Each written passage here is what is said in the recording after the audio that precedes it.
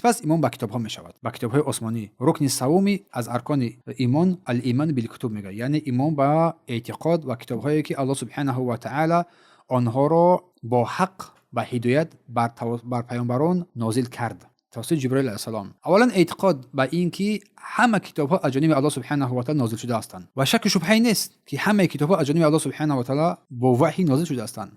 ایمان به نامه‌های آن کتاب‌هایی که نامه‌های آنها را ما می‌دانیم، چی می‌دونیم چی نمی‌دونیم. از کتاب‌هایی که نازل شده هستند نامه‌های آنها را می‌دونیم: قرآن کریم، تورات، انجیل، زبور، صحف موسی و داوود، زبور داوود علیه السلام، ابراهیم، صحف ابراهیم، صحیفه ابراهیم، که هر کتاب با نام مشخص بر پیامبران نازل شد. به همه اینها ما ایمان می‌آوریم، تصدیق باوری داریم و همچنین ایمان با آن خبرهایی که در این کتاب‌ها ذکر شده است. ایمان با آن خبرهایی که در این کتاب‌ها ذکر شده است. هر گونه خبری که این کتاب‌ها با سند صحیح بدون تغییرات آمده هستند ما قبول پذیرفته هستیم. فهمو؟ چون این کتاب‌های آسمانی بجز قرآن اینا دیگه تحریف شدن، تغییر داشتن در زمان‌های بعد وفات پیامبران. و همچنین ایمان آوردن به مضمون آنها، به مضمون این کتاب‌ها. به هر شخص مسلمان مکلف واجب است که به مضمون این کتاب‌ها عمل کند تا آن وقتی که کتاب دیگری و مثل قرآن آمد و این کتاب‌ها را نسخ کرد، بیکار کرد. و اساس نسخ کردن این کتاب‌ها با چه سبب بود؟ چون در داخل اینا تغییرات پیدا شد. پس اما امروز باشد عمل اساسی برای این کتاب الله سبحانه و تعالی است. هر کسی برای این کتاب ایمان بیاورد و عمل کند از اهل سعادت قرار میگیرد.